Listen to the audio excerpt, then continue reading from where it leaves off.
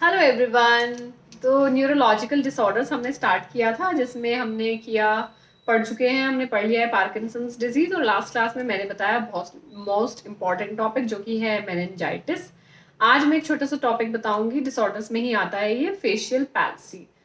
तो facial palsy होती क्या है? दो वर्ड्स हैं इसमें, फेशियल और पैल्सी। फेशियल से जैसे आप खुद दिमाग लगा सकते हो, फेशियल है तो मतलब फेस से रिलेटेड है। पैल्सी का मतलब क्या है? Palsy is related to paralysis, मतलब कि पैरालिसिस हुआ है किसका? फेशियल मसल्स का। तो होता किसकी वजह से है ये एक पेरिफेरल नर्वस सिस्टम का डिसऑर्डर है। जैसे कि मेनिंजाइटिस जो था वो सेंट्रल नर्वस सिस्टम का डिसऑर्डर था। क्यों? क्योंकि वो सिर्फ ब्रेन और स्पाइनल कॉर्ड से ही रिलेटेड था। लेकिन जो ये फेशियल पैल्सी है, ये है पेरिफेरल नर्वस सिस्टम का डिसऑर्डर है। इसमें होता क्या है? जो हमारी क्रेनियल नर्व होती है, सेवंथ क्रेनियल नर्व। अब क्रेनियल और स्पाइनल नर्व किसके पार्ट है? पेरिफेरल नर्वस सिस्टम के है ना, इसलिए इसे बोला कि ये पीएनएस का डिसऑर्डर है। तो सेवंथ क्रेनियल नर्व जो होती है हमारी, फेशियल नर्व है उसका नाम, तो वो अगर कंप्रेस हो जाए या उसको कोई इंजरी हो जाए तो जाके फेशियल पैरालिसिस होता है। अब मान लो हमारी सेवंथ क्रेनियल नर्व के पहले तो आपको पता होने चाहिए कि फंक्शंस क्या होते हैं। फंक्शंस क्रेनियल नर्व के मैं क्रेनियल नर्व वाली क्लास में वैसे बता चुकी हूँ, बट यहाँ पर टॉपिक आ गया है इसलिए बता देती हूँ कि फेशियल नर्व जो है हमारी, सेवंथ क्रेनियल नर्व जो है, ये एक मिक्स्ड नर्व है। क्या बोला मैंने? किसका डिसऑर्डर है? हमारी जो सेवंथ क्रेनियल नर्व है, सेवंथ क्रेनियल नर्व, क्या नाम है उसका? Facial nerve. फेशियल नर्व का डिसऑर्डर है। ये काम क्या करती है? ये एक मिक्स्ड नर्व होती है, ठीक है। मिक्स्ड नर्व है तो ये मतलब दो काम करेगी। एक होगा इसका सेंसरी का काम और एक होगा इसका मोटर का काम, मतलब मूवमेंट्स का भी काम करेगी और सेंसेस वाला काम भी करेगी। सेंसेस में क्या काम करती है? ये करती है 2/3 टंग को सप्लाई करती है। 2/3 टंग को क्या सप्लाई करती है? टेस्ट के रिसेप्टर्स को ले जाती है, जेस्टेटरी रिसेप्टर्स जो होते हैं उनको ले जाती है, उनको स्टिमुलेट करती है। और मोटर में क्या काम है? मोटर में काम है इसका फेशियल एक्सप्रेशंस में हेल्प करती है। फेशियल एक्सप्रेशंस, ठीक है। फ्राउनिंग, स्माइलिंग, स्माइल करना, आईब्रोज रेज करना, आईब्रोज रेज करना, आईलिड क्लोज करना, तो ये सारे फंक्शंस किसके होते हैं? हमारी सेवंथ क्रेनियल नर्व के होते हैं। तो अब जब सेवंथ क्रेनियल नर्व हमारी कंप्रेस हो जाएगी किसी भी रीजन की वजह से, या फिर इसको कोई इंजरी हो जाएगी, तो ऑब्वियसली बात है जिस जो भी फंक्शंस हैं उसकी वो नहीं कर पाएगी। तो क्या होगा कि सेंसरी में वो टंग को क्या नहीं, सेंसरी रिसेप्टर नहीं दे पाएगी, तो क्या होगा? लॉस ऑफ टेस्ट हो जाएगा, क्योंकि टेस्ट नहीं कर पाएंगे हम। वो इतना सीवियर नहीं होता। क्यों नहीं होता सीवियर? क्योंकि खाली 2/3 पार्ट को ही कर रही है वो। बाकी जो 1/3 पार्ट है वो कौन करता है? ग्लॉसोफेरिंजियल करता है। तो थोड़ा बहुत लॉस ऑफ टेस्ट होता है, और क्या होता है? Loss of facial expressions. ये तो मेन बात हो गई कि है क्या फेशियल नर्व, है क्या फेशियल पैल्सी, हो क्यों रहा है। अब फेशियल पैल्सी जो क्या है ये, या तो ये हो सकता है यूनिलैटरल या हो सकता है बायलैटरल। अब लिखना चाहो तो इसको लिख सकते हो कि डिसऑर्डर है सेवंथ क्रेनियल नर्व का, जो कि मैं बता चुकी हूँ। Disorder of seventh cranial nerve. और किसका डिसऑर्डर है? पेरिफेरल नर्वस सिस्टम का डिसऑर्डर है। इट मे बी यूनिलैटरल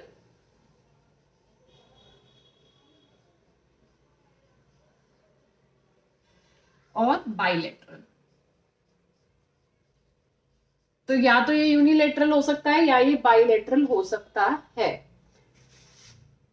तो जो यूनिलेटरल अगर अगर फेशियल पैल्सी क्या है कि यूनिलेटरल अगर फेशियल पैल्सी होती है तो उसको हम बोलते हैं बेल्स पैल्सी। तो facial palsy is also known as the Bell's palsy.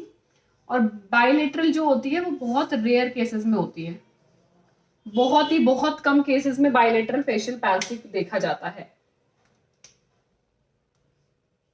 क्या कहते हैं? फेशियल पैल्सी को हम कहते हैं बेल्स पैल्सी भी कहते हैं, और ये यूनिलेटरल है, ठीक है।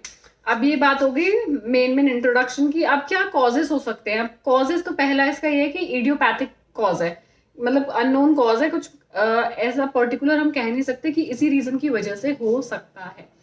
पर फिर भी कुछ अगर आइडिया लगाया जाए तो कुछ ऐसी चीजें बताई गई है कि इनकी वजह से हो सकता है कि जो हमारी 7th क्रेनियल नर्व है वो कंप्रेस हो गई हो, या एक तो इंक्रीज्ड आईसीपी में हो सकता है या फिर ब्रेन ट्यूमर में हो सकता है। ठीक है, ऐसा कह नहीं सकते कि पर्टिकुलरली इन कंडीशंस में होगा ही होगा, पर इन केस इसमें ऐसा हो सकता है, प्रोबेबिलिटी होती है ऐसा होने की। या फिर इन्फेक्शन हैमरेज में हो सकता है, इन्फेक्शन में या फिर हैमरेज में। तो क्या बोला मैंने कॉजेस में?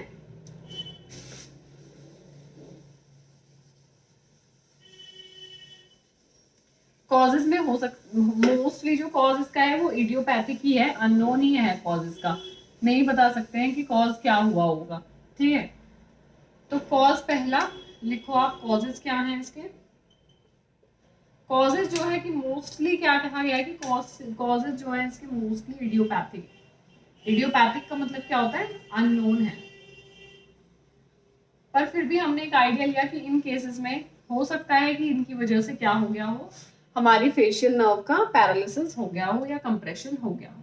किसमें? या तो ट्यूमर हुआ हो ब्रेन का, या फिर इंक्रीज्ड आईसीपी, या हैमरेज हुआ हो, और एक मोस्ट इंपॉर्टेंटली किसमें होता है? इन्फेक्शन में। इन्फेक्शन में सबसे ज्यादा चांसेस होते हैं फेशियल पैल्सी होने के, मेनिंजाइटिस। तो ये सारे कॉजेस हैं फेशियल पैल्सी के कि हमारी 7th क्रेनियल नर्व का कंप्रेशन कैसे हो सकता है। अब कॉजेस के बाद बात आती है किसकी? डायग्नोस्टिक टेस्ट की। तो डायग्नोसिस में क्या है? डायग्नोसिस में ऐसा ज्यादा कुछ नहीं है।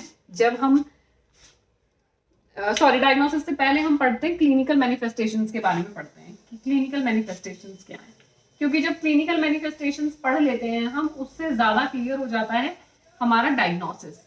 क्योंकि जब स्पेसिफिक साइन एंड सिम्टम्स आने लगते हैं किसी डिजीज के, तो हम प्रेडिक्ट कर पाते हैं कि ये उस डिजीज से रिलेटेड होगा। तो क्लिनिकल मैनिफेस्टेशंस में क्या बताया मैंने? एक तो होगा loss of taste. Loss of taste हो रहा है क्योंकि 2/3 पार्ट को जो सप्लाई कर रही है हमारी क्रेनियल नर्व वो अफेक्ट हो रही है, तो टेस्ट भी जो है वो अफेक्ट होगा। दूसरा मैंने क्या बोला? अब ये फेशियल नर्व ऐसा नहीं है कि एक ही जगह है, इसकी ना ब्रांचेस होती हैं, हर नर्व की ब्रांचेस है। मैंने पहले भी बताया जब पढ़ाया है कि इधर की साइड भी होगी, right side, left side, right side, left side, ऐसे ब्रांचेस होती है नर्व्स की, है ना। तो अगर हमारी राइट साइड की नर्व में है प्रॉब्लम तो हमारी राइट साइड का ही पैरालिसिस होगा, और लेफ्ट साइड की में प्रॉब्लम है तो लेफ्ट साइड का ही पैरालिसिस होगा। अगर राइट में कंप्रेशन हुआ तो राइट में ही सारे सिम्टम्स आएंगे, यही बस पैरालिसिस होगा इधर की साइड ही। हमारे ये वाली आंख जो है बंद नहीं कर पाएंगे, क्योंकि मैंने क्या कहा, 7th क्रेनियल नर्व का एक काम क्या है? हमारी आईलिड को क्लोज करना। तो आईज को हम क्लोज नहीं कर पाएंगे। और क्या नहीं कर पाएंगे? स्माइल नहीं कर पाएंगे, आईब्रोज नहीं ऊपर कर पाएंगे, जितने भी मुंह के हम एक्सप्रेशंस देते हैं ना, ऐसे करना ये भी नहीं कर पाएंगे, गुस्सा दिखाना मतलब ऐसे जब हम करते हैं ये भी नहीं कर सकते हम, कुछ भी मतलब फेशियल एक्सप्रेशंस जो है वो नहीं दे पाएंगे, और आंख भी बंद नहीं कर पाएंगे। तो जिस साइड में होगा उस साइड का ही पैरालिसिस होता है, ऐसा नहीं उल्टा नहीं। वो सीएनएस में पढ़ा था हमने, सेंट्रल नर्वस सिस्टम में पढ़ा था कि राइट वाला लेफ्ट को कंट्रोल करता है, लेफ्ट वाला राइट को कंट्रोल करता है। लेकिन ये पीएनएस का डिसऑर्डर है, इसकी अपनी अपनी ब्रांचेस जिस साइड जा रही होती है वो उसी साइड का काम करती हैं। तो राइट साइड में प्रॉब्लम हुई तो राइट साइड की ही प्रॉब्लम होगी, लेफ्ट साइड में होगा तो लेफ्ट साइड की ही प्रॉब्लम होगी। तो क्लिनिकल मैनिफेस्टेशंस में क्या बोला मैंने? लॉस ऑफ टेस्ट होगा, और मेन इसको कहते क्या है? जो फेशियल मसल हो जाती हैं वो फ्लैसिड हो जाती है। फ्लैसिड मतलब रिजिड हो जाती है।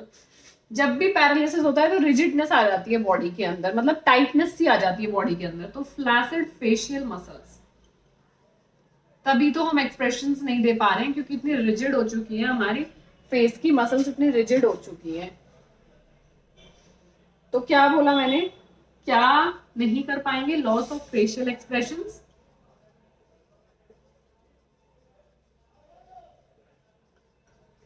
फेशियल एक्सप्रेशंस तो क्या नहीं कर पाएंगे? Unable to smile, unable to frown, unable to raise eyebrows,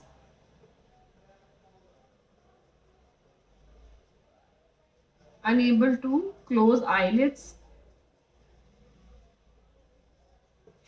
ठीक है, तो मेन सिम्टम्स बस यही ही है, इसमें जो काम कर रहा है वो काम नहीं हो पाएगा, बस इतना ही है।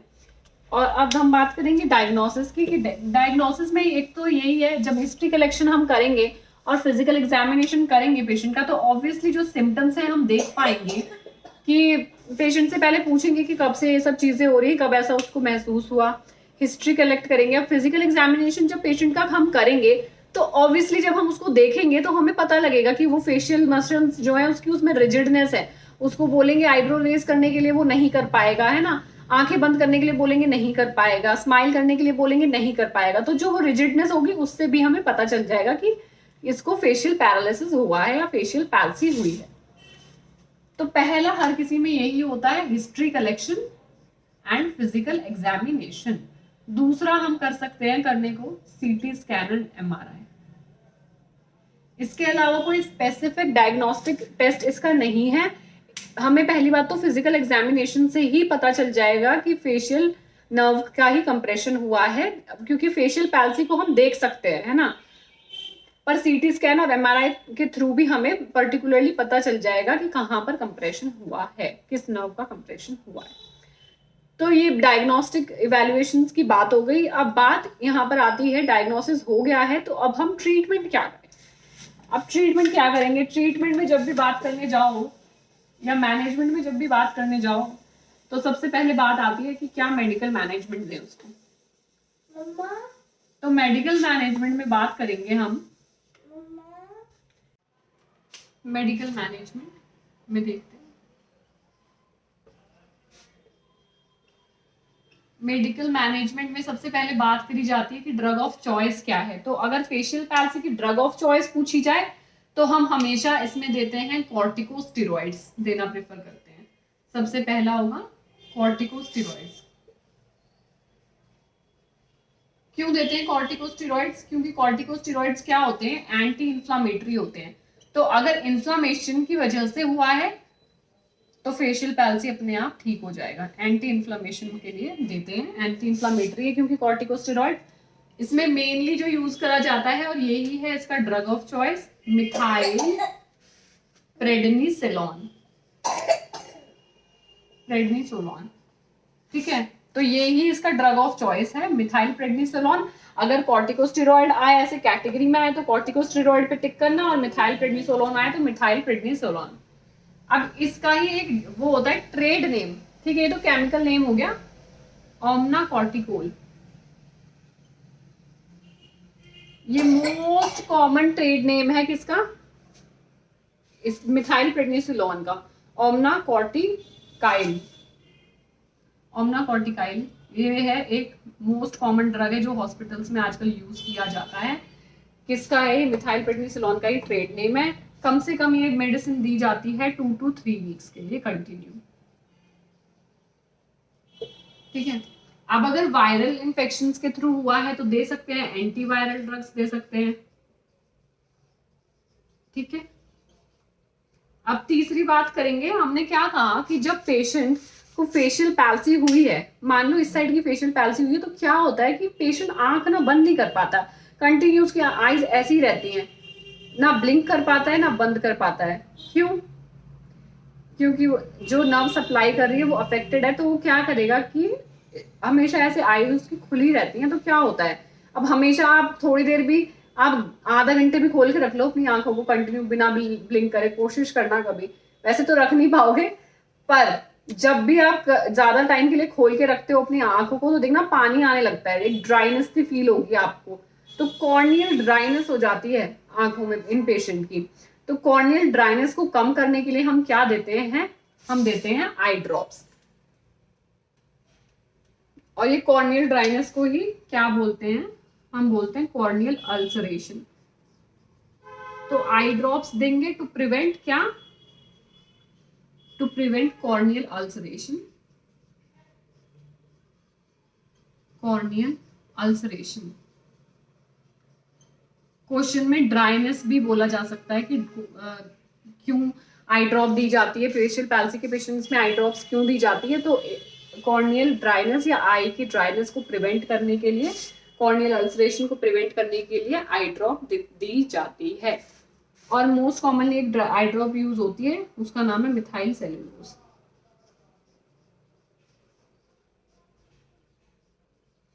ठीक है, तो ये आता है कभी कभी क्वेश्चन में कि आई ड्रॉप का क्या मतलब है हमारे फेशियल पैल्सी में, आई ड्रॉप क्यों दी हमने, और आंख खुली रहती है तो क्या होता है? कॉर्नियल अल्सरेशन या फिर ड्राइनेस ऑफ आई, ये याद रखना है किसमें होती है? फेशियल पैल्सी में होती है।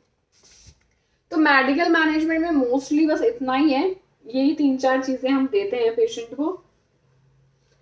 मेडिकल मैनेजमेंट में इतना ही है कि कॉर्टिकोस्टेरॉइड देंगे, ड्रग ऑफ चॉइस है मिथाइलप्रेडनिसोलोन, ओमना कॉर्टिकाइल है इसका ट्रेड नेम, और एंटीवायरल ड्रग्स दे सकते हैं और आई ड्रॉप देते हैं। तो मेडिकल मैनेजमेंट में इतना ही है, ज्यादा कुछ है नहीं, बहुत छोटा टॉपिक है ये। लास्टली हम बात करते हैं किसकी? नर्सिंग मैनेजमेंट की।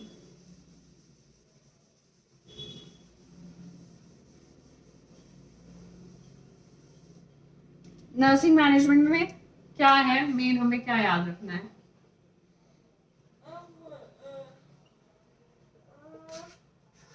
एज अ नर्स हम क्या कर सकते हैं पेशेंट के लिए?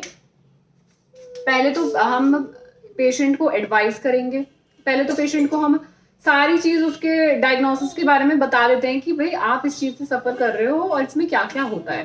एक्सप्लेन करना पेशेंट को बहुत जरूरी है टू रिलीव देयर एंजाइटी, वो हमारा काम है। ठीक है, अब क्या करेंगे कि पेशेंट की आई को हमें प्रोटेक्ट करना है ड्राइनेस से। ठीक है, अब क्योंकि अगर ड्राइनेस होगी तो क्या होगा? कॉर्नियल अल्सरेशन हो सकता है, इसलिए ड्राइनेस से प्रिवेंट करने के लिए हम क्या बोलते हैं पेशेंट को कि या तो दिन में चश्मे पहन के रखो ब्लैक कलर के, या फिर और रात को आई पैड से पेशेंट को बोला जाता है कि आंख को कवर करके रखना है। तो इससे क्या होगा? ड्राइनेस प्रिवेंट होगी आईज की। और दूसरा हम पेशेंट को एनकरेज करेंगे कि फेशियल एक्सरसाइजेस करें। फेशियल एक्सरसाइजेस मतलब फेशियल फिजियोथेरेपी भी कर सकते हैं, और फेस स्लिंग्स आते हैं आजकल, वो भी यूज कर सकते हैं। तो इनकरेज करना है पेशेंट को, बेनिफिट्स के बारे में बताना है पेशेंट को।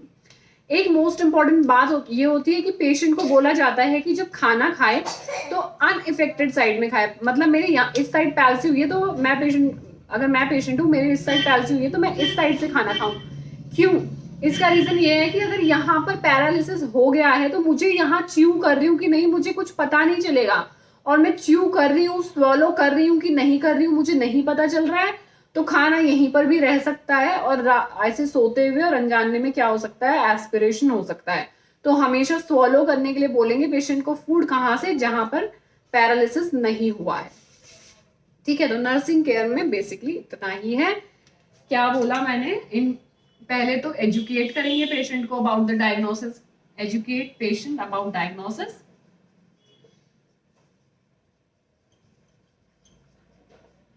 दूसरा क्या बोला मैंने? इनकरेज करेंगे फेशियल एक्सरसाइजेस के लिए, encourage patient for facial exercises.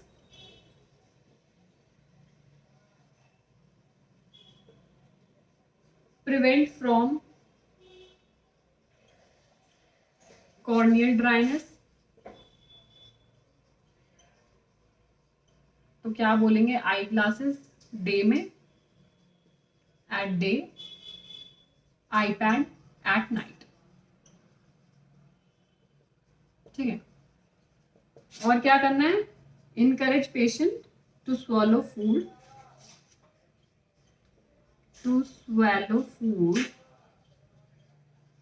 from unaffected side.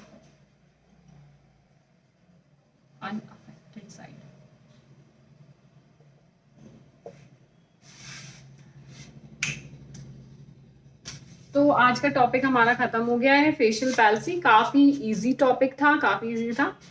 क्या है फेशियल पैल्सी? फेशियल नर्व की इंजरी से होता है। कौन सी फेशियल नर्व होती है? 7th क्रेनियल नर्व होती है, जो कि हमारी टूथ और टंग को सप्लाई करती है सेंसेस, टेस्ट के, और हमारे फेशियल मसल्स को सप्लाई करती है मूवमेंट्स के लिए। ठीक है, हमारे मूवमेंट्स करवाती है, जैसे कि आईब्रो रेज करना, आईलिड को ऊपर करना, ब्लिंकिंग करना और स्माइल करना। तो ये सारे पफ आउट चीक्स ऐसे करना, तो ये सब चीजें कौन कराती है? हमारी फेशियल नर्व कराती है। कॉजेज इसके मोस्टली इडियोपैथिक हैं, बट हो सकता है किसी ट्यूमर की वजह से, इंक्रीज्ड आईसीपी की वजह से, इन्फेक्शन की वजह से या हैमरेज की वजह से हमारी 7th क्रेनियल नर्व में कोई इंजरी हो गई हो। डायग्नोसिस में हम सीटी स्कैन, एमआरआई कर सकते हैं, या फिर नहीं तो हमें हिस्ट्री कलेक्शन और फिजिकल एग्जामिनेशन से ही पता चल जाता है, सिम्टम्स आते हैं तो। अब इसके क्लिनिकल मैनिफेस्टेशंस क्या है? एक तो लॉस ऑफ टेस्ट होगा क्योंकि टंग को सप्लाई कर रही है, और क्या है, हम फेशियल जो मसल्स है हमारी, ये फेशियल मसल्स ये रिजिड हो जाएंगी बहुत ज्यादा, जिस भी साइड पैरालिसिस हुआ होगा, ठीक है। तो मोस्ट कॉमनली तो यूनिलेटरल ही होता है पैरालिसिस, जिसको हम बेल्स पैल्सी भी बोलते हैं, बट बहुत बहुत रेयर केसेस में होता है कि बाइलेटरल फेशियल पैल्सी हुआ हो। तो वही है, unable to raise eyebrows, unable to close eyes, unable to blink eyes, unable to frown, unable to cry, unable to smile. तो जो भी फेशियल एक्सप्रेशन हैं हम वो नहीं कर पाएंगे क्योंकि जो फेशियल मसल्स हैं हमारी ये बहुत रिजिड हो गई हैं। अब बात आती है ट्रीटमेंट की। इसका ड्रग ऑफ चॉइस है कॉर्टिकोस्टेरॉइड ही देते हैं, मिथाइल प्रेडनिसोलोन, एंटी इन्फ्लामेटरी है। अगर ट्रेड नेम पूछा जाए तो ओमना कॉर्टिकाइल हम देते हैं ताकि इन्फ्लेमेशन कम कर सके। 2 to 3 वीक्स के लिए कंटिन्यूस इसको दिया जाता है। अगर वायरस इन्फेक्शन है तो एंटीवायरल ड्रग्स दे सकते हैं। आई ड्रॉप का इसमें मेन इंपॉर्टेंस है इसलिए ताकि क्योंकि आईज खुली रहती है, ब्लिंक नहीं कर पाता है पेशेंट, तो कॉर्नियल अल्सरेशन हो जाता है ड्राइनेस की वजह से, तो उसको प्रिवेंट करना है, इसलिए हम देते हैं आई ड्रॉप। कौन सी देते हैं? मिथाइल सेलुलोज हम देते हैं।